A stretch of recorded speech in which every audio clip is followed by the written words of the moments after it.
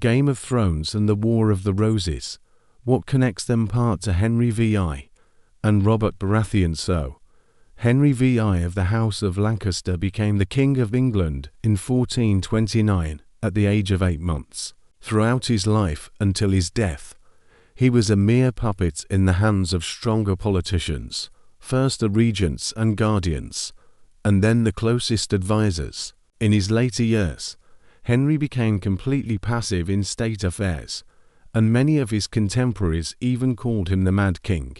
And although his image and fate are partly similar to Martin's Aerys Targaryen, Henry VI has much more in common with Robert Baratheon, who, like Henry, was a wretched politician and left the actual governance of the country to the Parliament.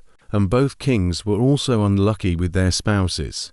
Margaret of Anjou and Cersei Lannister. Margaret of Anjou was born in eastern France, in the junior branch of the French Valois-Anjou royal dynasty. At the age of 15, Margaret was married to the English King Henry VI, who was 8 years older than the bride. This was a political marriage of convenience.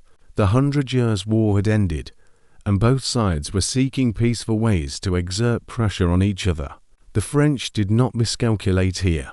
Margaret of Anjou was incredibly beautiful, a striking blonde whose grace and noble features captivated the gentleman. At the same time, she possessed a strong, calculating character, a strong will, and incredible ambition.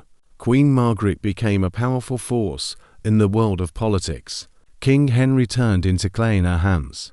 When Margaret wanted to do something, she did it. She surrounded herself with favorites and allies. There were many rumors about her at the court, including an alleged romance with her cousin. However, no one dared to speak openly about such things, as the Queen had a rather harsh temper, and the heads of her enemies often adorned the city walls. Margaret, unlike her husband Henry, is almost a complete copy of Cersei Lannister.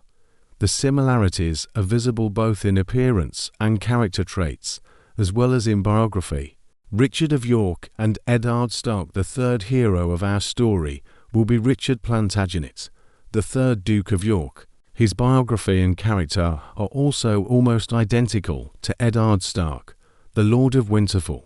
Both of their fathers were accused of treason and executed, and both regained their position through military merit. Richard of York received the post of regent from the king, just as Ned received the title of Hand of the King from Robert. After that, Richard, like Ned, moved to the capital and immersed himself in court intrigues. The difference between them is perhaps only that the noble Eddard found this situation unpleasant, while Richard felt at home at court. Perhaps that's why Richard was able to survive and even achieve some success in the political arena. The appointment of Richard of York as regent was met with hostility by King Henry VI's wife, Margaret. Richard was strong and smart, while Henry was weak and pliable. Margaret felt threatened for the first time. She was determined to preserve the crown for her only son Edward, and the meticulous York stuck his nose where it didn't belong, and rumours began to circulate at court that Margaret's son was not even born of the king. As we know, in Game of Thrones, all of this ended tragically. The victims of the Lannister conspiracy were both King Robert and Eddard Stark. In reality, the situation unfolded more prosaically. Ultimately, Margaret managed to convince her husband of Richard of York's self-interest, after which he was removed from office and sent back north to his home. However, do not be quick to accuse me of drawing parallels where there are none, because the parallels and analogies will only grow from here.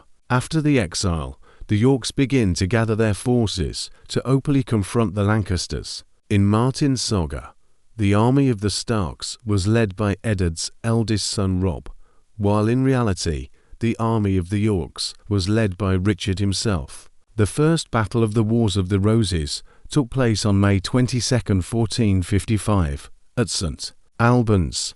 The course of the battle went exactly as in the Battle of Oxcross in Game of Thrones. The army of the Yorks, with their king of the north at the head, decisively defeated the Lancastrian forces. As a result of this battle, King Henry fell into the hands of the Yorks, just as Jaime Lannister, Cersei's brother and lover, ended up in captivity of the Starks. The defeat and captivity of her husband infuriated the Queen. She began active political actions against the opposition, luring the vassals of the Yorks to her side and bribing them. And in the next battle at Wakefield, the Yorks were defeated. Richard was killed and beheaded, after which his head in a paper crown was impaled on a pike and put on public display. Cruel and in the best traditions of Martin, isn't it? But that's not all. After the battle, Margaret committed a blatant act of vengeance, ordering the execution of 2 prisoners of war, supporters of Richard. Historians claim that Margaret sent them to a trial, and resided over by her underage son. "Fair son," she asked, "what death should these knights suffer?" Prince Edward replied that their heads should be severed. Continued in the next part. If you enjoy our videos, please subscribe to the channel, like, and leave a comment if you'd like.